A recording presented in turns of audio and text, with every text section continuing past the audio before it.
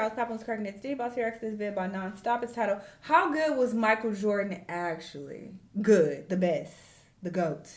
I saw some documentaries on Jordan, and you can't deny his GOAT ability. I know some people argue that LeBron James is the GOAT. I feel like LeBron James is more so like the new age GOAT. You know? Like, Michael Jordan is like the GOAT from like back in the day, the original GOAT. You know, goats evolve and things change, make new type of goats. But he's the GOAT. If that makes sense. Anyway, let's see what they got to say. Let's watch. Michael Jordan scored 50 points or more in the playoffs 8 times. More than Kobe, KD, LeBron, and Wilt combined. Jordan also had the most 40-point playoff games. More than Kareem, AI, Steph, and D-Wade put together. In fact, MJ is the only player in NBA history who had more 40-point career games than games where he scored less than 20 points. Jordan's godlike aura, brutal trash talk, and physical dominance put fear in opponents' hearts. And while they had to get a good night's That Bulls documentary was so good. What was it called? It was on Netflix. Oh, it was so good. sleep before facing That's the why I really realized this man was different. Jordan could drink and smoke cigars before the game and still drop 40. His airness made it look easy, and he proved it when the games were on the line. Game on the line. Who will take the last shot? Me. 28 times Jordan scored the game-winning shot, including 7 His game demeanor winners in the reminds me of playoffs. Kobe. And Like MJ how wasn't just a calm and scorer. He had the confident most he is. first-team all-defense selections ever with 9. He's the all-time blocks leader by a guard and has the most seasons with over 200 steals with 6. In 1989, when the Bulls lost their starting point guard, Coach Doug Collins made Jordan play the point, and he notched 10 triple-doubles in 11 games, averaging 30 points, 11 assists, and 9.5 rebounds per game. Between 1991 and 1996, MJ played 13 consecutive playoff series, where he averaged more than 30 points per game, retiring with 6 rings, 5 MVPs, and a 6-0 record in the final. But despite his seemingly invincible legacy, Jordan did have some weaknesses. MJ led the NBA in field goal attempts 9 times during his 13 years in Chicago, and he was a bit of a ball hog, especially in his early career. Jordan also had some bad playoff games, and he certainly wasn't the most pleasant teammate. So, how good was Michael Jordan actually? And is he really the GOAT? Yes. To answer that, we'll start with his genetics and God-given talent. Michael Jordan was supposed to be short. Nobody in his family was taller than 5'9", and as a high school sophomore, Michael was famously cut from his varsity basketball team because he was only 5'11". It sounds sad, but it's true. However, I ain't never seen this picture of him when he was little. How good was Michael Jordan actually? And is he really the GOAT? To answer that, we'll start with his genetics and God-given talent. Michael Jordan, Like, this just don't look like am I tripping? was supposed to be short. Nobody in his family was taller than That looked like 5'9". him. That And looked as a like high him. school sophomore, Michael was famously cut from his varsity basketball team because he was only 5'11". It sounds sad, but it's true. However, the Jordans were blessed with supreme athleticism. Just look at Michael's older brother Larry, who could dunk at 5'8". So, when an unexpected growth spurt pushed Michael to 6'6", he became unstoppable. By the end of his high school career, Jordan was averaging 27 points, 12 rebounds, and 6 assists. But despite his unreal speed and athleticism, young MJ was still an unpolished gem because he really only played 2 years of high school basketball. As a freshman at UNC, MJ averaged a modest 13 points, 4 rebounds, and 2 assists per game. He was the 3rd leading scorer on the team behind James Worthy and Sam Perkins, and his fundamentals, ball handling, and confidence weren't yet at his super high level. But all that changed in the 1982 NCAA Finals, when Michael hit a game-winning shot against Patrick Ewing, winning the national championship. 18. Shot. Jordan. North Carolina has won the 1982 NCAA championship. Jordan said this was the biggest turning point of his career, because after that, his confidence was through the roof. That turned my name from Mike to Michael Jordan. It gave me the confidence that I needed to start to excel in the game of basketball. In the next 2 seasons, Jordan continued his basketball education under Dean Smith and became a complete player. He averaged 20 points per game, was a consensus first-team All-American, and as a junior in 1984, he was named Collegiate Player of the Year. But based on his college career alone, it was hard to predict that Jordan would reach the pinnacle of the NBA. After all, many great players who came before Michael had far better college careers, including Kareem, Magic, Bird, Bill Walton, Bill Russell, Oscar Robertson, David Thompson, Pete Maravich, and a few others. Because of his relatively modest numbers in college, and because the 80s were the era of the big men, Jordan was selected third in the 1984 NBA draft, behind centers Hakeem Olajuwon and Sam Bowie. He's only 6'6", so how much can he really do? We wish he were 7'1", but he isn't. However, it took just 2 practices for the Bulls coach to call the general manager and say, "You didn't mess up the draft this time." For the first day in practice, my mentality was whoever is the team leader on that team, I'm going after him. And I'm not going to do it with my voice because I had no voice. I have to do it with the way that I play. When the season started, it took Jordan only 3 games to score over 30 and 9 games to eclipse 40. By the end of the first month, it was obvious that Jordan was supposed to be the first overall pick. While Olajuwon looked like a star, Jordan was more like a supernova because there was nobody in the league faster than him.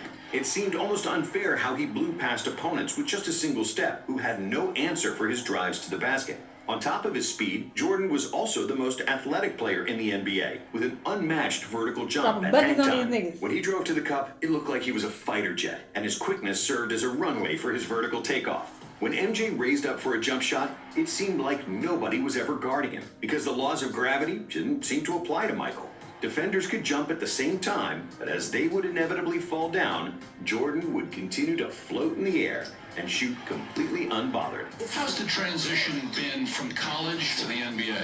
Well, I think it's been pretty easy. Thanks to his high-flying feats and insane dunks, Jordan quickly became the most popular player in the NBA. So it only made sense that in 1986, he got voted to the All-Star game, despite playing just 3 games up to that point due to an ankle injury. And that same year, in the playoffs, he set a playoff scoring record with 63 points against Boston. But it was an incredible playoff performance. I've never seen it before, and I had never seen it after. And you couldn't guard that man. That was God disguised as Michael Jordan. As if MJ wasn't doing enough already, in 1987, MJ led the NBA in scoring with 37 points per game, which was and remains the 5th best scoring output ever, behind only Wilt's insane scoring feats of the early 1960s. I just want the franchise and Chicago Bulls to be respected as a team. It's very hard for something like that to happen, but it's not impossible. Meanwhile, Jordan was miserable.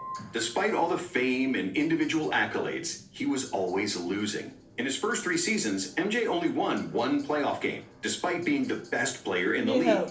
But after the Bulls GM Jerry Krause drafted Horace Grant and Scottie Pippen, his life would change forever. In 1988, MJ averaged 35 points on 54% shooting, with 6 rebounds and 6 assists, winning his first career MVP. Because he also led the NBA in steals with 3.2 plus 1.6 blocks per game, Jordan Rob won the defensive... I was like, if y'all haven't seen the documentary, y'all gotta see it. The reason why I know some of this is because of the documentary. I watched it years ago, but I remember it being so fascinating. Player of the Year. And he is still one of only 5 players ever to win Defensive Player of the Year and MVP. And after the 1988 dunk contest against Dominique Wilkins, which is considered by many to be the best of all time, some people already started calling him the best player they have ever seen. The Last Dance. That's gotta be a 50. But none of that mattered, because the most important thing to Jordan was winning. And now with Pippen and Grant on the team, the Bulls had their first 50-win season since 1974.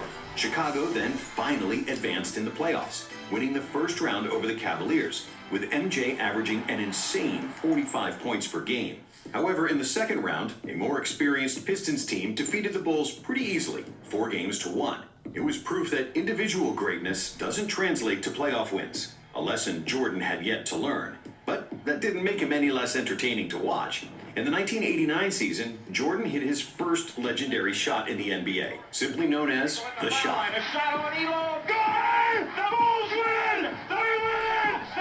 That jump, iconic. In the second round, the Bulls got past the Knicks, but they again fell victim to the Pistons, who bullied Jordan with their physicality. And in 1990, it was more of the same.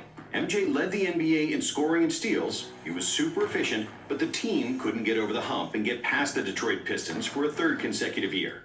In his first 6 years in the league, MJ had won 5 playoff series and lost 6, with an overall playoff record of 25 wins and 29 losses.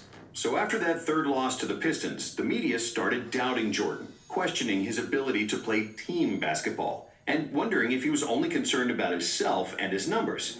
And in a way, they were right. In the 80s, he was often trying to score out of double or even triple teams, ignoring his wide-open teammates. In 1989, he was a capable passer, averaging a career-high 8 dimes per game, but Jordan always looked to score first and pass second. And he wasn't like Magic, Jokic, or Doncic, who manipulate defenses with their eyes and fake defenders into wrong coverages. Jordan's passing was more reactive. He got rid of the ball only when he saw that somebody was wide open. And since Jordan was like a black hole that sucked all the defensive attention, when he did opt to pass, it was usually for an easy dunk. But despite MJ's ridiculous scoring numbers, the Bulls' offense was always average during the 80s, and they were actually at their best in 1986, when Mike missed 80% of the season due to an ankle injury. It wasn't until 1990, the arrival of Phil Jackson and the emergence of Scottie Pippen, that the Bulls' offense cracked the top 5 in the NBA. Pippen's passing and pushing the ball in the open court created lots of space for Jordan, who could finally trust someone else to make plays for him consistently. But Pippen's value was maybe even more pronounced on the defensive end. With an enormous wingspan, agility, and a motor to cover multiple players on one possession, Scottie was just what Michael was missing. Pip's presence allowed Michael to play free safety on defense, jump into passing lanes for steals, and he didn't need to waste his energy guarding the And I didn't know how important and how vital Scottie Pippen was to all of their wins until, I watched the documentary. I feel like he didn't get his props. Best opposing player, because Scottie usually did that. And after agonizing defeats against the Pistons, MJ decided to bulk up, which was unprecedented at the time. Players didn't spend much time in the gym.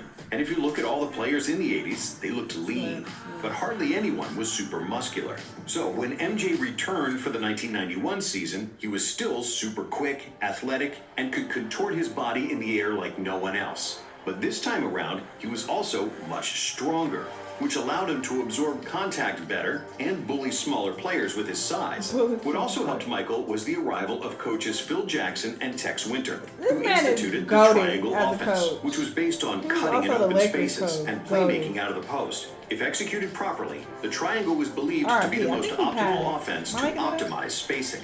MJ didn't have to bring up the ball all the time and force his shots. And he was receiving the ball closer to the basket, where he bullies smaller defenders and dominated like never before. Even though Jordan was phenomenal from the moment he stepped into the NBA, in 1991, he was at his best, and he won his second MVP award. The 91 Bulls had the best offense in the NBA, and they crushed the opposition in the Eastern Conference. They swept the Knicks, beat the 76ers in 5, and then finally got their revenge against the Pistons. This time, it wasn't even close, as Detroit was on the decline after 3 straight NBA Finals trips, while the Bulls were ascending. MJ swept Isaiah and the Pistons, who famously left before the final buzzer of Game 4, refusing to shake the Bulls' hands. Sorry, We losers. finally got over the hump of the losers mentality. We were starting to become a winning franchise. And, this guy was a limit. But in the NBA Finals, another legend awaited, Magic Johnson. And it seemed like the 5-time NBA champion still had the upper hand when the Lakers defeated the Bulls at home in Game 1. That is, until Phil Jackson made the adjustment to have Pippen guard Magic, which turned the series around. And in Game 2, Jordan dazzled the world with another iconic move, switching hands mid-air to score an acrobatic layup.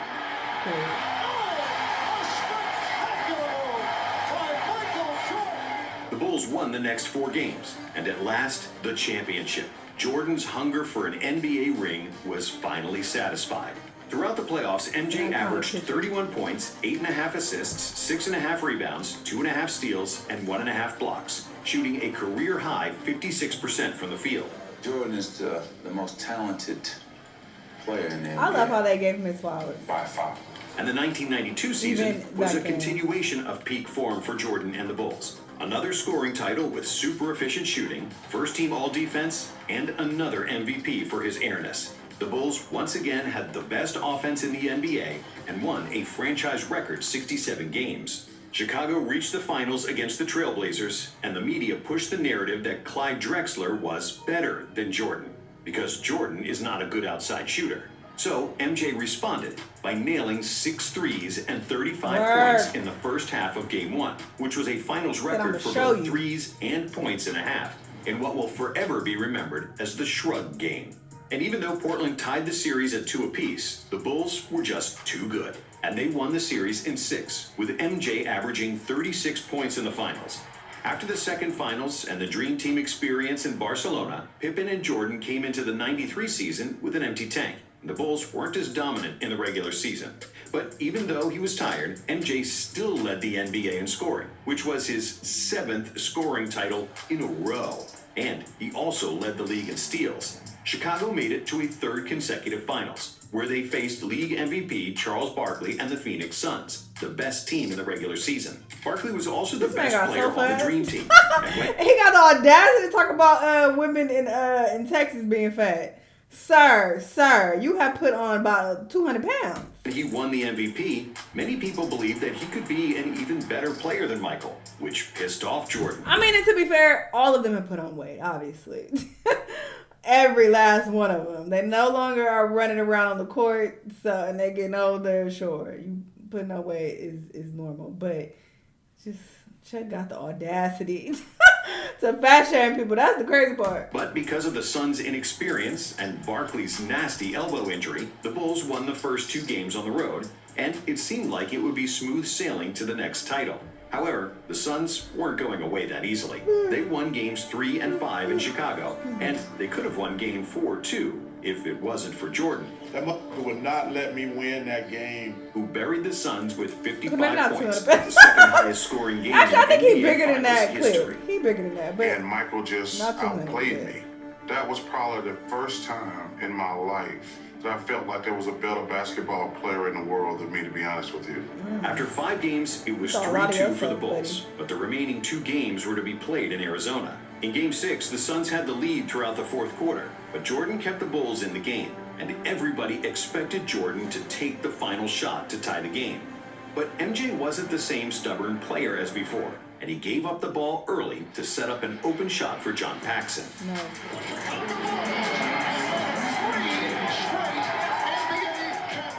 That was it.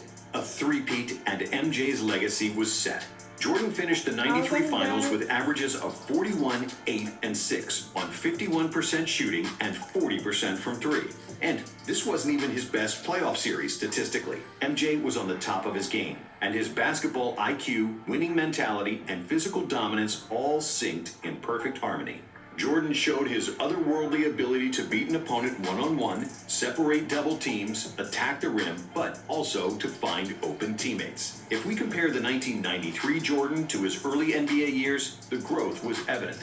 When it was needed, he was pressing full court defensively. When nobody could score, he recognized it and carried the Bulls. And when he got doubled, he gave up the ball without trying to be a hero. In terms of basketball skills, Jordan was physically a much stronger player, who became a master of footwork and post-up game. When he reached the desired position with his back to the basket, he'd turn and stay in the air for what felt like an hour longer than his opponent, only to hit a patented turnaround jumper, clean as a whistle. The memories of anyone doubting him were long forgotten. Everybody knew he was the best player alive, and many believed after that three-peat, he was already the best of all time.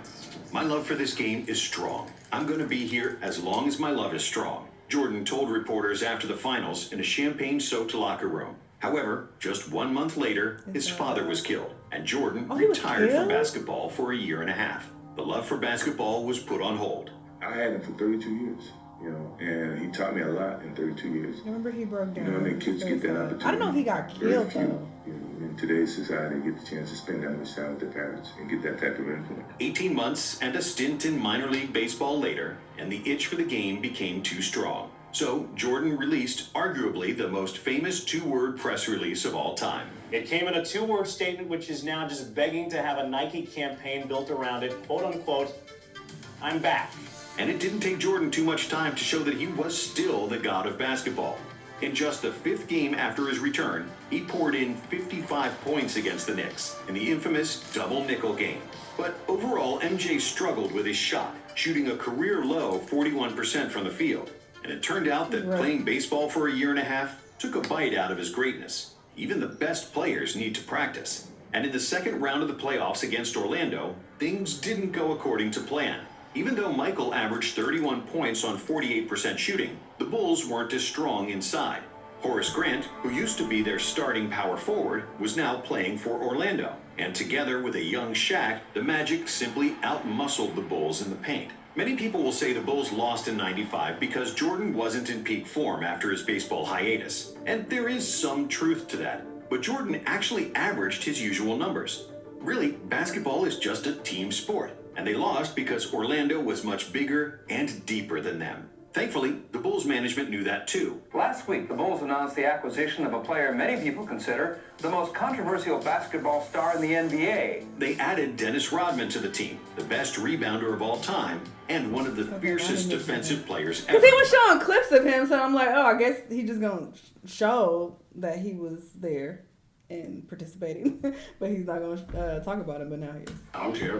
Whatever. What's up? A year before, they also added Steve Kerr, the most accurate three-point shooter ever. And together with a defensive dog, Ron Harper, and Tony Kukoc, who was the most maybe he's the one who died in the NBA, MJ had the best supporting cast in the league. In the 1996 season, the Bulls were so good that they became only the second team in NBA history to lead the NBA in offensive and defensive rating. And their plus 13.4 net rating is still the best ever. Their 72-10 record was the best of all time. And, of course, Jordan won an MVP, averaging 36-4. As for the playoffs, there was no stopping the Bulls. Only the Sonics in the finals showed any kind of resistance. And Gary Payton was the first defender to have slowed down Michael. But he couldn't beat him. And Chicago won their fourth title, with Michael crying his guts out in the locker room because it was the first championship he won without his father. This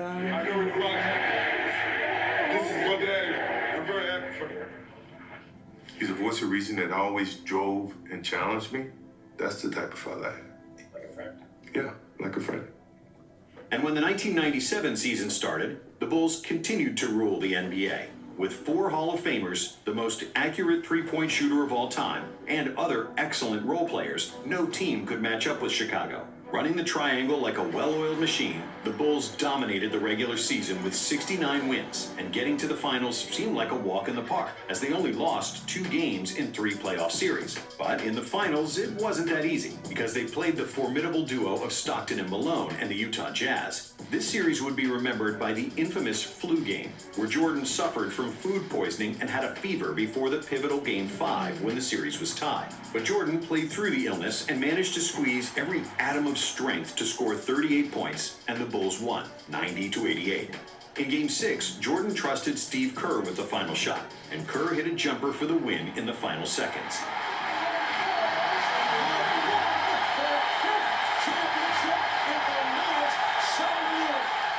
However, when the 1998 season started, the Bulls were running on fumes. Pippen had injury problems and disputes with management, and Rodman was more reckless than ever. But they still had Michael.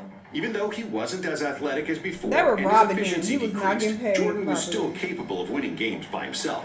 The Bulls finished with 62 wins despite Pippen missing half the season, and that's why Jordan was named NBA MVP for the 5th time. In the playoffs, the Bulls survived the Indiana Pacers in the Eastern Finals, winning Game 7 by 5 points. And then, in the finals, Utah awaited again, hungrier than ever. In a tough defensive series where neither team scored 100 points, Jordan proved his clutch factor once again, hitting arguably the most famous shot in NBA history over Byron Russell. Open! Chicago with the lead!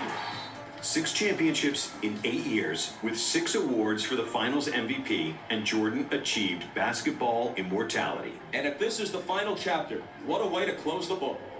After 1998, Jordan retired for the 2nd time, which was the end of his prime, and we can sum up his career with the Bulls in 3 parts. The first part being between 1984 and 1990, when he was easily the most athletic player in the NBA, a scoring machine beating players with speed and leaving defenders stuck in the mud. But basketball is a team sport, and Jordan didn't have enough quality teammates around him, and those who he did have, he didn't trust. The second part was the first three-peat, when he slowed down a bit and wasn't going 100 miles per hour on every possession. MJ was then physically stronger, he became a master of all facets of the game, improved his shot, and started trusting his teammates. And then came the second three-peat, where the Bulls had the deepest and most versatile team in the NBA. The Bulls with Pippen, rookie Kukoc, and Kerr won 55 games in the 1994 season, and they played without Jordan, Rodman, and Harper, who was maybe the most underrated teammate MJ ever had. When they all got together in 1996, it was game over for the league. But having good teammates is essential to winning in the NBA, especially when you're past your physical prime. Jordan lost a chunk of his quickness during the second three-peat, but that's like when a Ferrari loses 100 horsepower. It's still faster than almost anything else on the road. And that answers the question, how good was Michael Jordan actually? Even when he wasn't at his best, Jordan was still the best player in the league. If you divide his career into 3 parts, each part would suffice for a Hall of Fame career. In his first 6 seasons, Jordan didn't win a ring, but he was the most electrifying athlete the NBA had ever seen, with unreal stats and winning all possible accolades. The first three-peat was Jordan at his best, showcasing a level of basketball that's rare and few, if any, have touched. And with his second three-peat, the Bulls won 72, 69, and 62 games in the regular season, and capped it off with 3 championship rings, losing just 13 games in 12 playoff series from 1996 to 1998. The only season of his career where Jordan wasn't the best player in the league was probably just his rookie season. Jordan was the best player in the world for over a decade, something that can be said only of 3 other players, Wilt, Kareem, and LeBron. But while Kareem's individual and team accomplishments are similar to MJ's, Jabbar wasn't the best player on his team for 3 of his 6 championships. And he only has 2 finals MVPs compared to Jordan's 6. Wilt's scoring numbers from the 60s were impossible to reach even for Jordan, but he only won 2 titles and was constantly losing to Bill Russell.